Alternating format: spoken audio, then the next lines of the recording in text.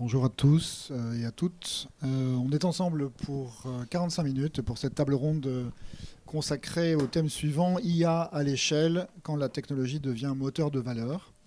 On a trois intervenants qui vont nous partager leur témoignage sur cette thématique. Audrey, vous êtes CTO du groupe L'Étudiant. Amadou, vous êtes vice-président Digital Data et IT chez ECG, European Camping Group. Et Antoine, vous êtes DSI de la ville de Chelles et président du Côté Numérique. Peut-être en une minute, présenter votre organisation. Et puis ensuite, on commencera avec les questions. Je commence avec vous, Audrey. Ok. Donc L'Étudiant, c'est une marque assez connue. Si certains d'entre vous sont dans le cauchemar Parcoursup, vous nous connaissez. On est à la fois un média qui aidons les jeunes, donc entre le collège jusqu'au premier emploi dans l'orientation, et on est aussi organisateur de salons, donc les fameux salons de l'étudiant généralistes ou spécialisés. Du coup, ECG est un peu moins connu que l'étudiant, je pense, mais c'est parce que c'est le nom du groupe. En fait, derrière, on a plusieurs marques. Notre marque française, la plus connue, c'est Homer Vacances. Je pense que certains d'entre vous ont sans doute entendu parler de cette marque.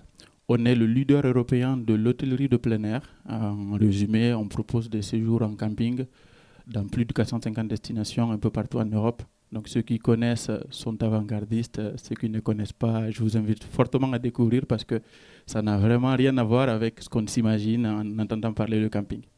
Et vous, Antoine, donc double casquette? Oui, donc DSI de la ville de Chelles, donc c'est une ville en Seine-et-Marne, 55 000 habitants.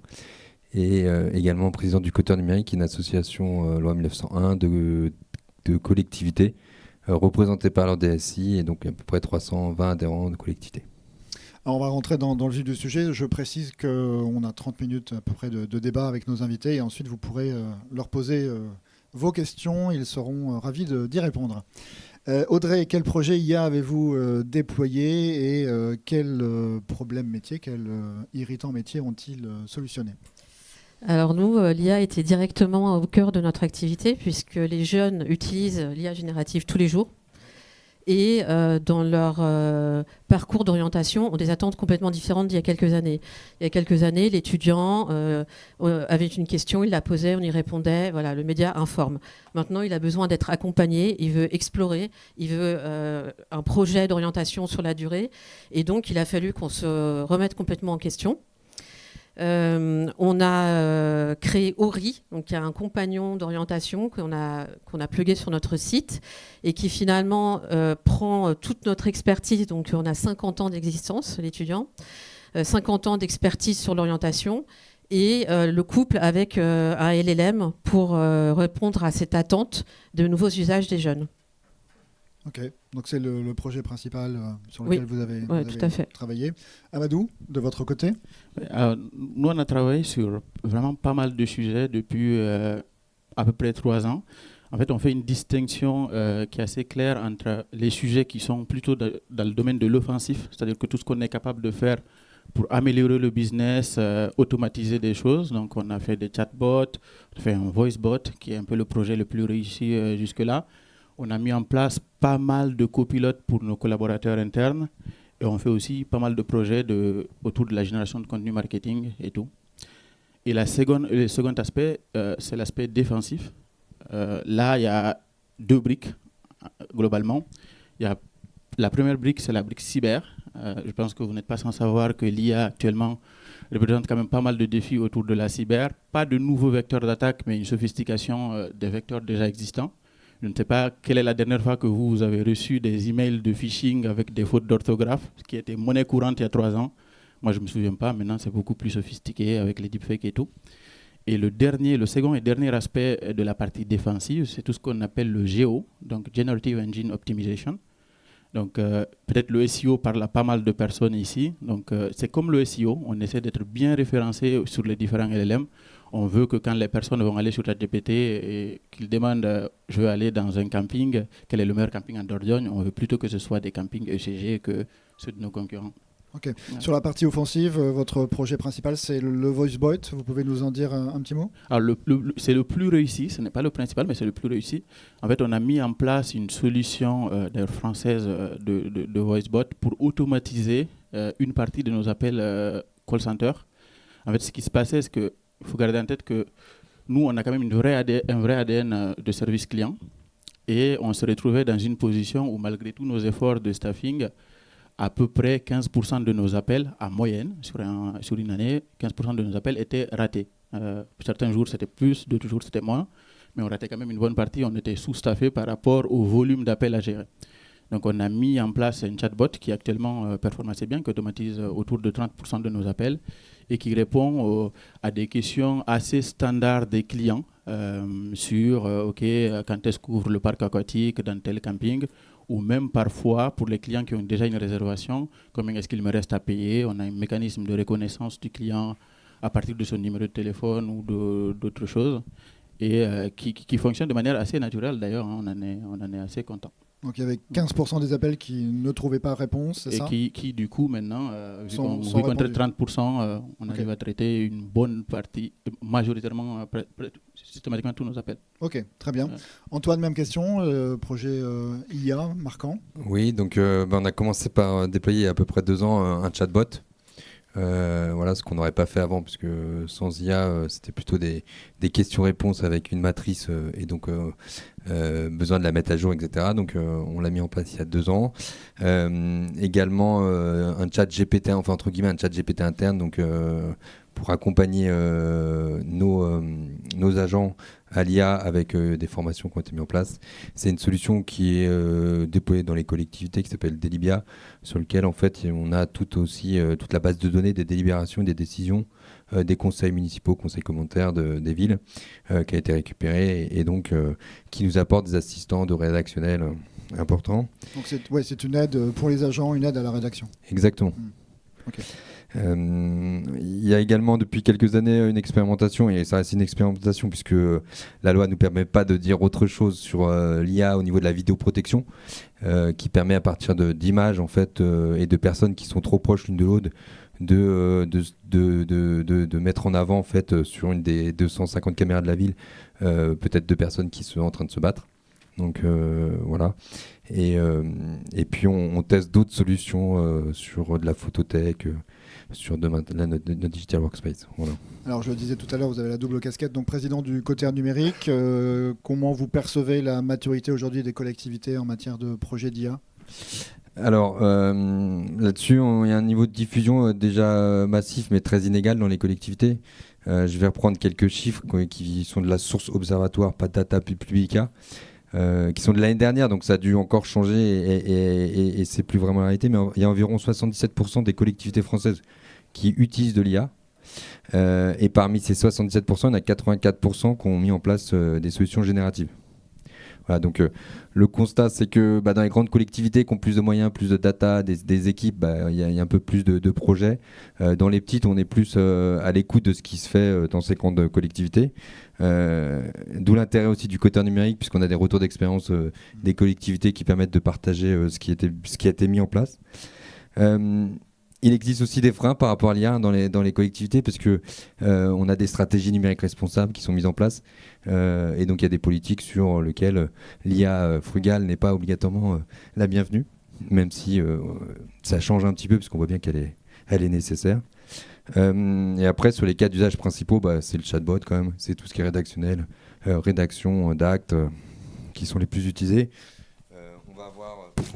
Alors parlez bien dans le micro. Donc synthèse de documents, recherche de documents, d'informations, et puis la relation citoyenne qui est en croissance, où il y a beaucoup de l'aide à l'aide aux citoyens pour trouver la bonne démarche, réaliser la démarche. Un peu plus rare, on a tout ce qui est traitement de flux. Il va y avoir des outils sur l'aide à la fraude, par exemple, à des aides, ou on en parlait encore ce midi sur des fuites d'eau. L'IA va pouvoir nous accompagner dessus. Et puis j'en parlais tout à l'heure un peu sur la vidéoprotection, etc. Ok, voilà. Ça marche. Alors la thématique, donc, c'est le passage à l'échelle. Quels sont les critères, Amadou, qui permettent de faire passer un POC à la production, à la mise à l'échelle ? Okay. Je pense que c'est une excellente question. Et je pense qu'on a à peu près eu la même trajectoire que pas mal d'entreprises où il y a 2-3 ans, on faisait beaucoup de POC sans forcément industrialiser assez de choses parce que les technologies n'étaient pas suffisamment matures, elles ne sont toujours pas suffisamment matures. Et nous, on a rapidement pris le parti chez ECG à se dire, OK, on va essayer de faire un bon MVP. On va bien sûr s'assurer que les bonnes mesures de sécurité sont en place, qu'il n'y a pas de risque de fuite de données clients et que les solutions IA qu'on met à disposition, à la fois de nos collaborateurs, mais aussi de nos clients, sont sécurisées. Mais une fois que cela a été, une fois que cet acquis-là a été fait, on pousse très vite pour aller très rapidement en production. Je pense qu'on est dans un monde où, vu que toutes les 2 semaines, il y a une nouvelle version de chacun de ces modèles, les choses changent tellement vite qu'on ne peut plus se permettre de passer 6 mois à faire un projet IA. Donc on essaie d'aller très rapidement en production. Et en fait, ce qu'on garde en tête, c'est que la mise en production n'est pas la fin du projet comme c'était le cas. En fait, ce n'est pas plus ou moins la fin du projet comme avant. C'est pas là où ça commence, mais c'est comme si c'était là où on commençait. Parce qu'on allait du coup, après la mise en production, collecter plusieurs retours clients, voir comment est-ce que les clients l'utilisent dans la vraie vie et corriger, affiner, corriger les différents problèmes éventuels qui pourraient se présenter.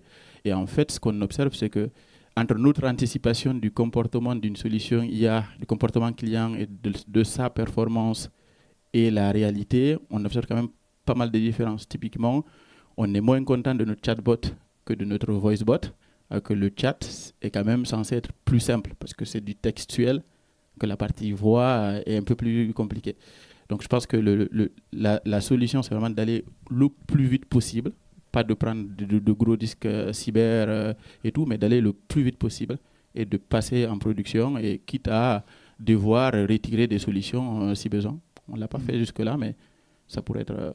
c'est quelque chose qu'on accepte comme risque. Comme risque. Ouais. Okay. Audrey, même démarche pour vous? Oui, alors ça, je me retrouve dans ce que tu dis sur le MVP. Nous aussi, on aime bien les MVP, on aime bien les vite, observer et ajuster rapidement. La différence, je dirais que le passage à l'échelle chez l'étudiant, c'est un peu une vue de l'esprit puisqu'on s'adresse tout de suite à 4 millions de visiteurs du site. Donc voilà, on n'a pas trop le droit de se louper. Néanmoins, quand on a lancé Ori en prod, donc dans la rentrée scolaire, il était loin d'être parfait. Donc on y allait quand même et on a été très attentifs à tous les petits signaux qui nous permettent de dire qu'on peut capitaliser sur cet outil. Ça va être évidemment la valeur observable pour l'utilisateur. On souhaitait répondre aux besoins des jeunes et en fait, il fallait qu'on en soit sûr. La deuxième, ça va être il faut qu'il soit adopté de façon très naturelle aussi. Et puis que nous, on puisse l'opérer dans la durée. Ça, c'est vraiment les 3 critères.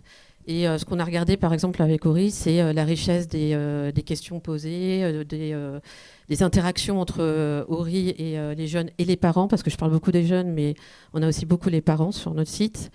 Et puis, la récurrence, qui est un vrai sujet pour l'étudiant, et tout simplement l'engagement. Okay. Quels indicateurs précis vous mesurez pour... Le taux d'engagement. Taux d'engagement. Ouais. Ouais. Alors le taux d'engagement, et on regarde aussi le taux de navigation connectée qui est hyper important parce que je ne l'ai pas précisé, mais nous sommes un média complètement gratuit et l'entrée non seulement est gratuite aussi. Donc l'audience est le nerf de la guerre pour nous.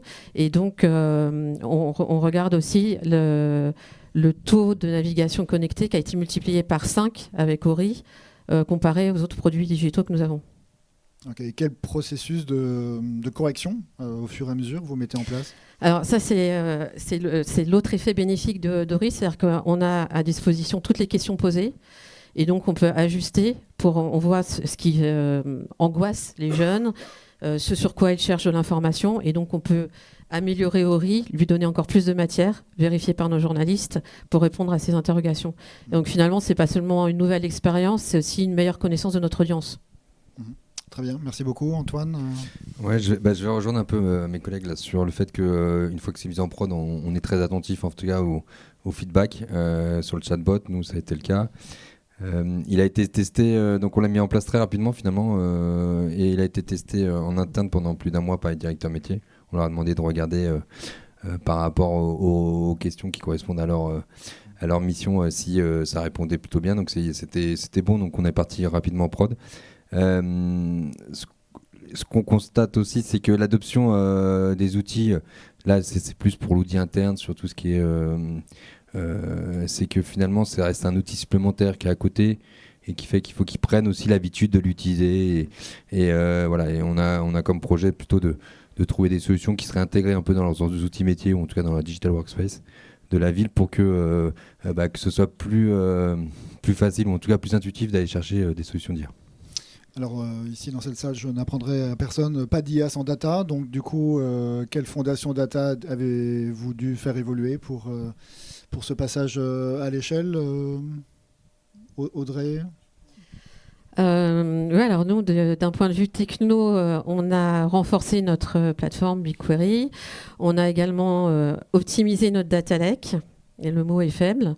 Et puis on a aussi augmenté nos compétences puisqu'on a recruté un data ing. Il n'y avait pas de data ingénieur chez l'étudiant à mon arrivée.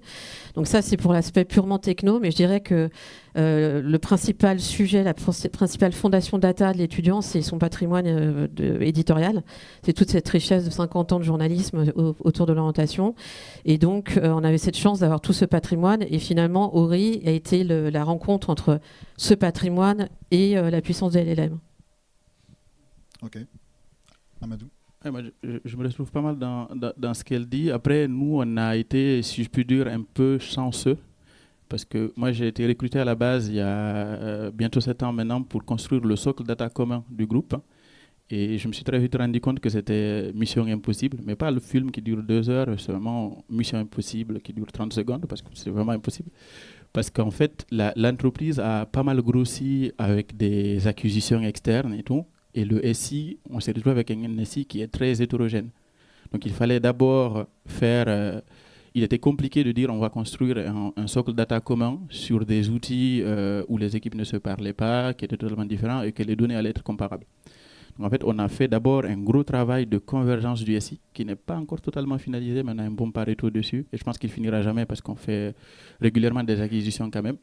Et à partir de là, nous avons construit un socle data commun autour de BigQuery également pour le groupe, qu'on utilisait principalement pour faire du reporting, du revenue management et ainsi de suite. Et à l'arrivée quand il y a eu ce buzz de ChatGPT, à l'arrivée de l'IA générative, on était assez préparé pour pouvoir fournir les bonnes informations et tout. Il y aura sans doute des choses qu'on va devoir changer à l'avenir selon les évolutions parce qu'elles sont compliquées à prédire, mais on s'est retrouvé quand même plutôt bien outillé en face de ces nouvelles technologies. Avec l'IA agentique aussi ça. Qui se profile, oui. Absolument. Je pense que pour le coup, on changera moins la data, mais peut-être les moyens d'accéder à la data. Donc on va faire des API plus robustes à certains endroits pour que les différents agents puissent plus facilement se connecter à nos infos de manière plus sécurisée et tout. Ce sera plutôt ça qu'on construirait plutôt que la data en elle-même. Antoine aussi, qualité de la donnée Oui, c'est avant tout la réussite d'un projet IA. Je pense qu'elle dépend de la qualité, de la pertinence de la donnée. Nous, on a eu la chance sur le site internet, c'est qu'il n'était pas vieux. Donc, il y a eu un vrai travail de la com aussi, de vérifier l'ensemble des pages. Et on peut constater que des fois, les réponses qui peuvent être mauvaises, c'est parce qu'il y a de la donnée sur l'événement de l'année d'avant et le chatbot qui va, lui, il a de la donnée, donc il va répondre avec les données de l'année précédente plutôt que l'année actuelle. On a quand même on a cette particularité avec Cogicité, c'est qu'on a énormément de métiers. On aime bien dire qu'on gère toute la vie de l'être humain, puisqu'on gère les crèches jusqu'au cimetière. Et donc, on n'est pas sur une vision data lake, mais par contre, je pense vraiment que l'IA va nous accompagner pour pouvoir croiser ces données au niveau des métiers. Donc, je dirais que souvent, on dit que l'IA fonctionne quand il y a beaucoup, beaucoup de données. Moi, je pense qu'il faut surtout qu'elle soit bonne, la donnée. Et des fois, ça peut très bien marcher avec peu de données. Mais si elle est pertinente, c'est plus intéressant. Voilà. Okay. Alors si on fait le bilan de tous vos projets, quel est le projet qui a le plus modifié l'expérience client ou l'expérience utilisateur ou le travail de vos équipes, Audrey? Moi, clairement, c'est Ori, vous l'avez compris. C'est l'expérience utilisateur, bien entendu. Et au-delà de ça, c'est notre connaissance de ces utilisateurs. On le sait, l'orientation est devenue un sujet très très complexe, très anxiogène, très préoccupant pour les jeunes et ils ne veulent pas une réponse toute faite. Ce qu'ils veulent, c'est qu'on les aide à réfléchir, à explorer toutes les pistes et c'est ce qu'on essaie de faire avec Ori. Amadou, même question? Moi, je pense que ça dépend du public qu'on adresse.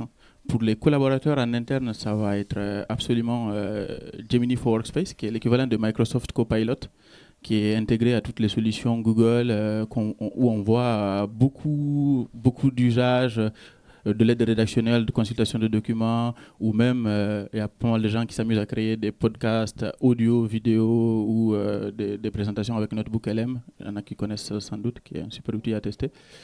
Donc côté collaborateur, ça va être ces solutions-là. Et côté client, je dirais c'est quand même le chatbot, le voicebot. Parce qu'en fait, au début, on appréhendait pas mal parce qu'on a un vrai ADN service client. On est dans l'hospitality. On appréhendait un peu comment est-ce que les clients allaient recevoir un voicebot. Et au final, ça s'est plutôt bien passé parce que déjà, le voicebot se présentait clairement comme étant une machine, donc il n'y avait pas de doute là-dessus. Mais par contre, après ça, il s'exprimait de manière très naturelle, il comprenait ce que les gens disaient et tout.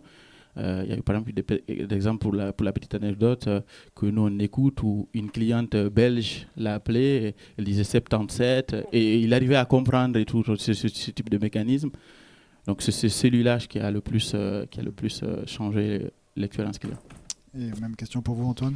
Ouais, alors je sais pas c'est lequel le plus, mais en tout cas j'ai une petite anecdote sur les assistants rédactionnels, en tout cas avec des agents qui avaient des difficultés à rédiger ne serait-ce qu'un mail aux citoyens, qui passait par son responsable, voire par une collègue pour l'accompagner, validé par la responsable. Bah là, au niveau des finances, en tout cas, quand le mail arrivait chez la responsable, elle dit mais donc, qui c'est qui t'a aidé à écrire un mail aussi bien?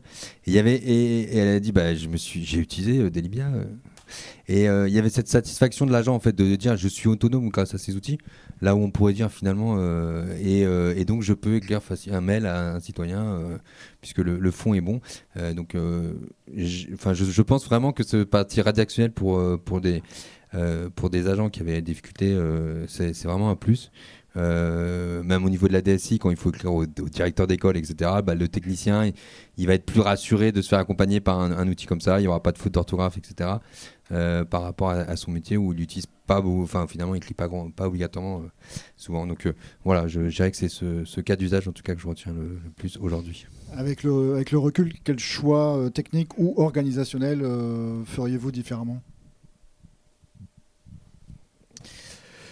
Nous, on s'appuie principalement sur des outils en fait, et des outils et des logiciels dédiés. Donc, je dirais plutôt que sur le futur, c'est qu'aujourd'hui, on reste quand même sur des solutions qui sont qui demain seront peut-être obsolètes parce que d'autres vont arriver.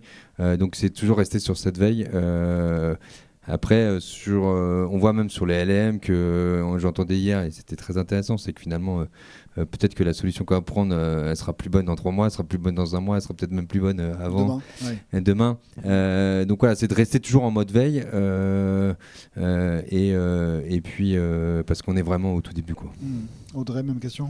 Ouais, je te rejoins sur l'aspect veille et ce que je ferais différemment, par exemple sur Ori, c'est on a lancé le projet de façon assez classique avec une équipe produit, une Digital Factory, une AI Factory et des prestataires qui nous accompagnaient sur le RAG et le LLM.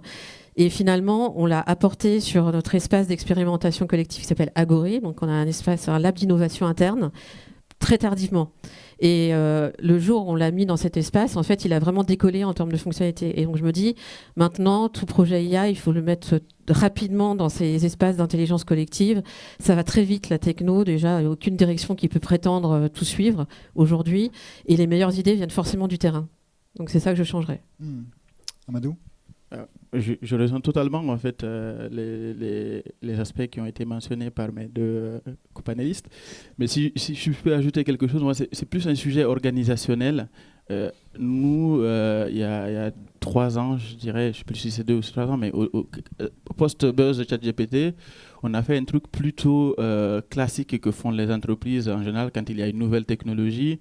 On s'est adressé à des gros cabinets de conseil pour dire mais qu'est-ce qu'on devrait mettre en place, quel est le risque pour notre business, où est-ce qu'on pourrait appliquer de l'IA et tout. Alors, c'était un exercice utile, mais pas très concret en quelque sorte.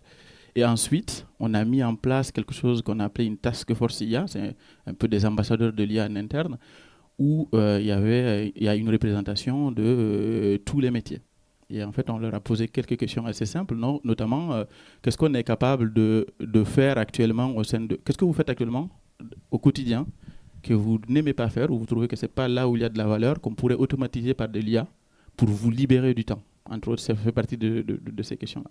Et du coup, on s'est retrouvé avec plein de cas d'usage, aussi pertinents les uns que les autres, plus de 150, je pense que j'avais mentionné ça. Et en fait, on s'est rendu compte aussi que à peu près la moitié de ces cas d'usage étaient des cas d'usage qu'on aurait pu gérer avec des technologies qui existent déjà depuis plus de 10 ans. Donc, avec de la RPA classique, désolé pour le mot barbare, ou des technologies d'automatisation, de l'interconnectivité d'outils et tout. Donc ça, c'était vraiment un vrai apprentissage parce que même si on parle régulièrement au business, comme on n'avait pas ce type de forum, on n'arrivait pas à détecter ce type de choses. Donc en fait, un truc que j'aurais fait différemment aurait été de mettre en place cette task force beaucoup plus tôt. Alors, c'est toujours le dicton le meilleur moment pour planter un arbre, c'était il y a 20 ans, le second meilleur moment, c'est tout de suite. Donc au final... on est content, mais oui, j'aurais mis ça en place beaucoup plus tôt. Alors, avec le recul, quel ROI identifiez-vous sur, par exemple, le VoiceBot ? Ouais. Sur le VoiceBot, du coup, il y a cette automatisation de 30% de nos appels, avec un coût du coup moindre que si c'était des agents humains. Après, nous, on l'approche moins sous l'aspect purement financier, mais plutôt sous l'aspect aussi service client, parce que c'est toujours quand même mieux pour un client de recevoir une réponse que pas de réponse du tout. Donc c'est pour ça qu'on met en place aussi toutes ces solutions pour permettre de traiter des trucs qu'on n'était pas capable de traiter. Typiquement, on peut fournir au chatbot, au voicebot, des informations qui seraient trop fouillues à displayer sur des sites web et ainsi de suite. Mais aussi, on le voit comme étant une mine d'or d'informations pour nous, parce que tous ces dialogues qu'ont nos clients avec nos agents IA, c'est vraiment une mine d'or de collecte d'informations et tout. Donc, on l'approche vraiment de manière beaucoup plus holistique que ça. Et donc, pour le voicebot, c'est ça. Pour le chatbot, je pense qu'il automatise 80%, mais encore une fois, on n'est pas très, très, très satisfait. Pour tout ce qui est copilote interne, c'est compliqué à sizer. On voit qu'il y a beaucoup d'usages de l'aide rédactionnelle, de copilote interne, mais c'est assez compliqué à mesurer. Après, ce dont on s'est rendu compte, parce qu'il y a un exemple de copilote spécifique qu'on a déployé pour nos agents du call center sur les solutions de call center, on se rend compte que les agents qui s'en servent traitent leurs tickets, leurs demandes clients en moyenne 4 heures avant les autres. Donc, c'est toutes ces choses-là qu'on faut le voir. Pour moi, il faut vraiment le voir de manière beaucoup plus globale que juste le ROI au sens classique du terme. Il y a quand même des éléments très concrets. Ouais. Ouais, absolument. Alors, je rejoins complètement ce que tu dis sur ne pas regarder qu'un ROI de type gain de productivité, gain financier, mais au-delà, donc il y a la valeur apportée à l'utilisateur, l'engagement que j'évoquais tout à l'heure. Et au-delà de ça, pour nous, puisque nous, on est vraiment dans une phase de transformation média, c'est aussi en quoi ce produit va accompagner cette transformation de notre média. Et donc, c'est ça aussi qu'on va mesurer. Donc, par exemple, on regarde là, le nombre d'utilisateurs de notre service. Ça, c'est hyper important. Le nombre de conversations mensuelles qui sont effectuées sur Ori.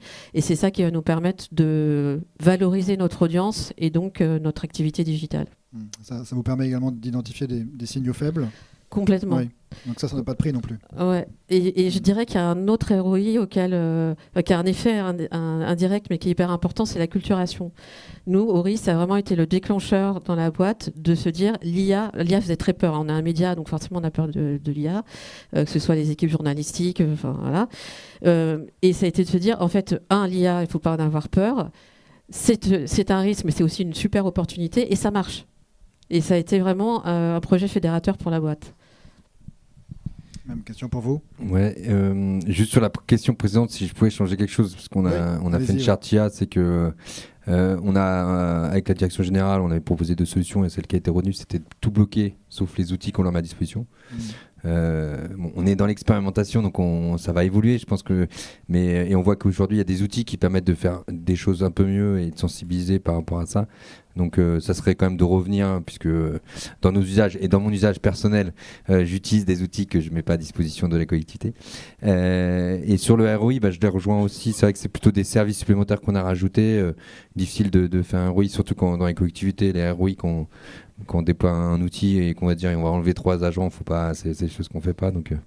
Et puis souvent les agents, en tout cas, font d'autres tâches plus intéressantes.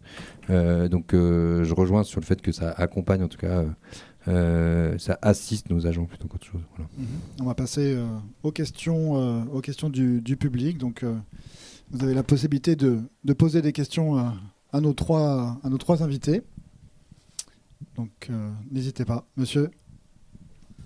Bonjour et merci. 2 questions, une qui est plutôt pour Antoine mais qui est valable aussi pour les autres. Comment vous avez pu gérer l'acculturation pour des profils qui n'ont pas trop l'habitude de manipuler l'outil informatique en tant que tel? Est-ce que ça n'a pas été une révolution? Et la deuxième question, je vais enchaîner.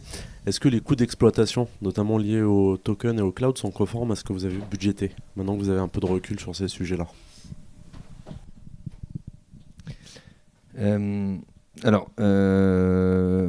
Nous, on a acculturé avec les gens qui voulaient utiliser ou pas utiliser, et donc finalement, ça reste quand même des utilisateurs qui aujourd'hui ont un outil informatique tous les jours pour travailler. Et donc, je dirais que finalement, sur le rédactionnel, il y a quand même beaucoup de gens qui ont vu l'intérêt de ces outils.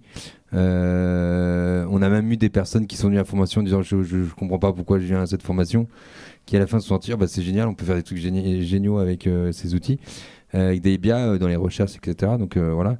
Après, sur le ROI, on est sur une solution progicielle où on paye un abonnement l'année en fait, et c'est eux qui doivent faire une matrice de 3 pour dire il y a peut-être 1000 agents, mais il n'y en a que 250 qui vont l'utiliser régulièrement, etc. Mais par contre, sur la partie, on se pose la question demain sur notre Digital Workspace où on va proposer des outils. Et là, on sera peut-être sur attention des LLM moins chers pour tout le monde, des LLM qui peuvent coûter cher, mais qu'on va sur des personnes sur la com, par exemple, on va proposer des outils, donc on va les sensibiliser par rapport au fait que ça peut coûter, voilà. Et en ayant des métriques par rapport à ça pour pas avoir des surprises.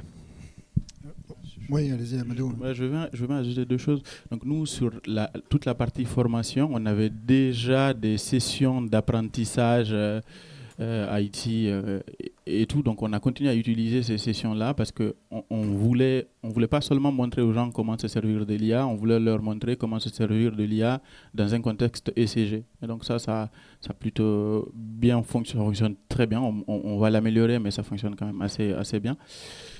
Sur la partie usage de tokens, c'est une excellente question parce que c'est un peu le truc dont on parle souvent. On a un fonctionnement qui est assez similaire aux équipes d'Antoine, c'est que comme on a souscrit à des solutions, typiquement le VoiceBot, on paye un coût à la minute, en quelque sorte. C'est moins nous qui portons cette augmentation des coûts, en tout cas pas directement, mais plusieurs de nos fournisseurs commencent déjà à nous dire oui, mais on se prend une vraie augmentation de nos coûts de token, donc on s'attend à des renégos de contrats plutôt sympathiques. André ? Oui, je voulais revenir sur la question de l'acculturation, ce qu'on a fait, parce que donc, l'étudiant, on peut se dire un média, on est plutôt de l'appétence pour ces nouvelles technos. En fait, ce n'était pas du tout gagné d'avance. Et ce qu'on a fait, c'est on a fait un audit de tous les cas d'usage. Ensuite, on a formé 100% des collaborateurs à l'IA générative par verticale, avec des cas très concrets de chaque métier. Et on a fini par nommer des ambassadeurs IA dans chaque direction pour que ça infuse et que ce ne soit pas quelque chose de descendant. Ça marche, ça a plutôt bien fonctionné chez nous. D'autres questions, monsieur? Oui.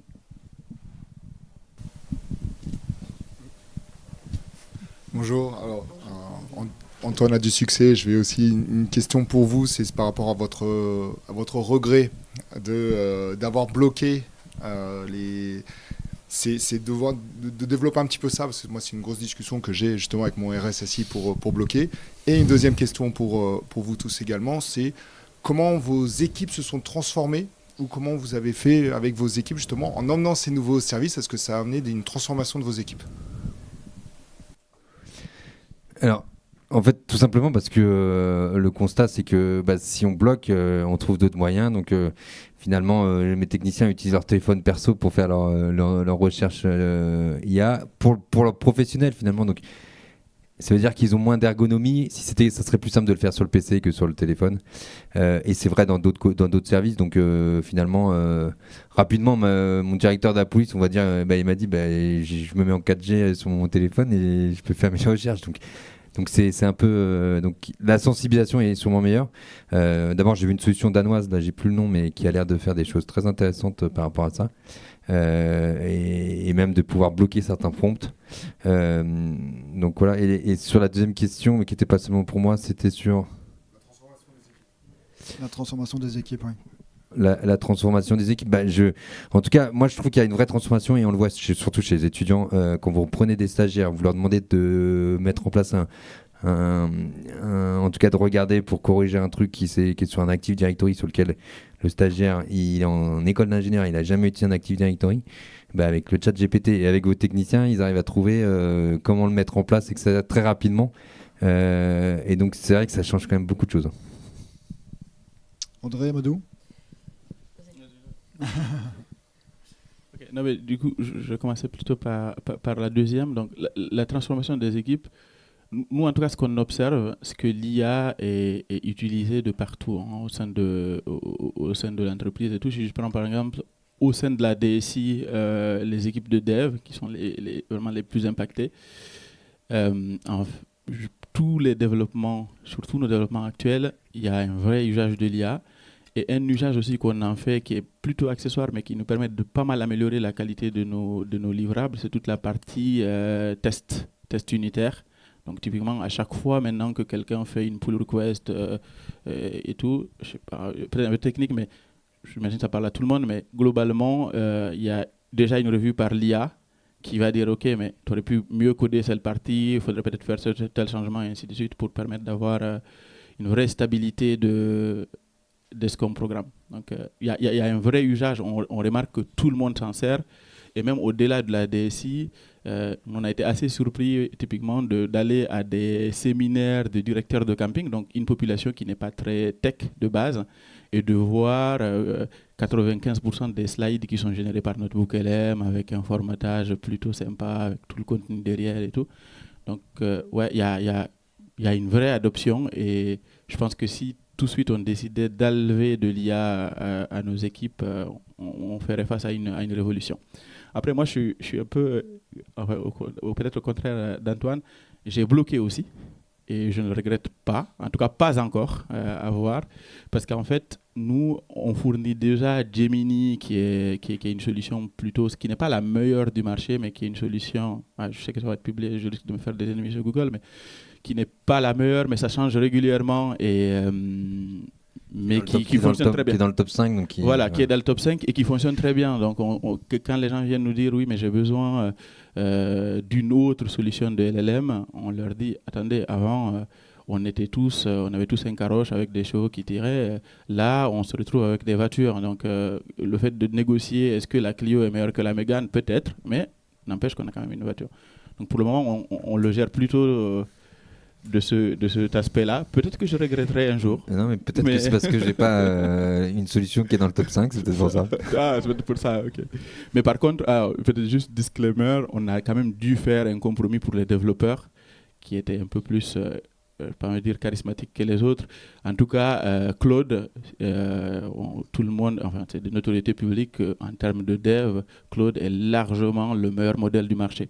Donc on a permis aux développeurs, à une population limitée, d'avoir accès à Claude.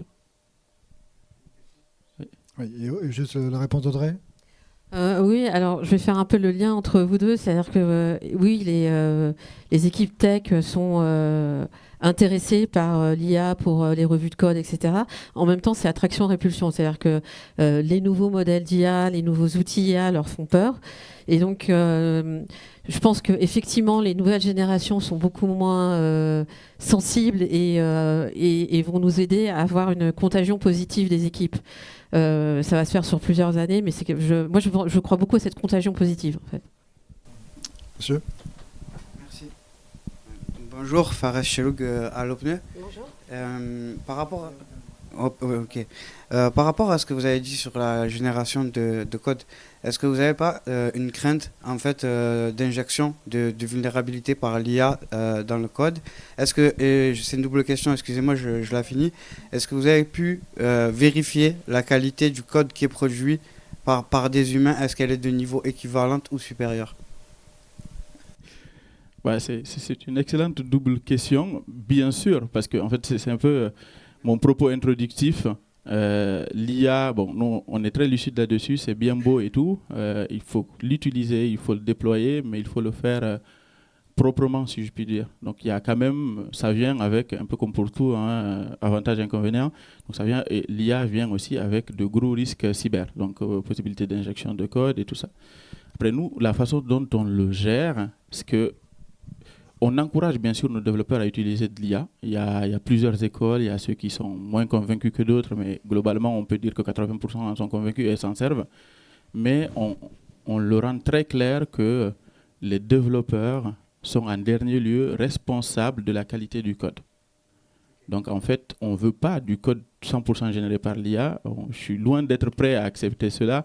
On a des sites commerciaux qui brassent des centaines de millions d'euros. On est loin et je ne pense pas que c'est demain qu'on va totalement automatiser cela. Par contre, moi, ce à quoi je crois beaucoup, c'est quand on prend un développeur expérimenté et on le renforce, on l'augmente avec de l'IA, il garde toujours ce côté responsabilité, mais je trouve qu'il va plus vite. Alors, sur la question de est-ce que le code 100% généré par l'IA est meilleur que le code généré par un développeur, absolument pas. Ça dépend de la qualité de développeur, si je puis dire. Mais globalement, j'ai la chance d'avoir des développeurs qui génèrent des codes qui sont meilleurs que s'ils étaient 100% générés par l'IA. Par contre, oui, ce même développeur avec de l'IA, il génère quelque chose de mieux que ce qu'il aurait généré tout seul. Il va beaucoup plus vite et il arrive à trouver quelque chose qui est quand même mieux. Typiquement avec les revues des pull requests pour savoir, voilà, toutes ces recommandations. Il faut quand même prendre attention là-dessus. Faire attention aux vulnérabilités. J'ai pu observer que l'IA avait une fâcheuse tendance à soi-disant fixer des vulnérabilités là où ce n'est pas le cas. Ouais. Et notamment en code. Absolument. Allez, on a le temps pour une dernière question. Juste si je peux, sur ce point du codage, pour en avoir parlé avec des éditeurs de solutions de collectivité, aujourd'hui, il utilise surtout sur toute la partie documentation. Il gagne beaucoup de temps sur la documentation et le test, qualité test. Voilà. J'ai une question pour Audrey.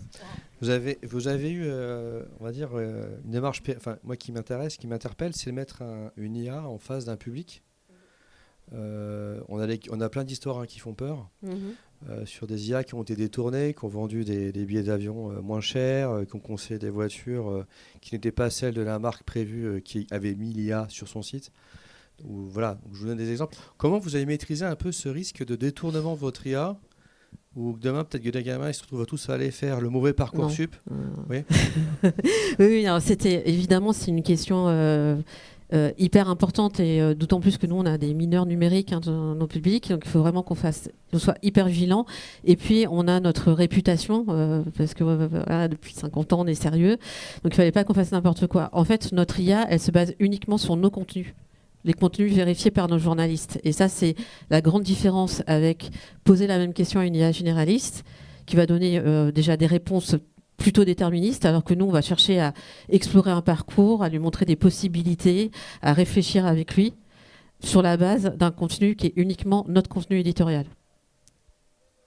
Voilà. Quelqu'un veut compléter? Oui, je dirais tout simplement, on les teste. Hein. On les teste, on les stresse. Enfin, c'est la limite du fait d'aller vite que je mentionnais avant. Hein. On met en place, on met...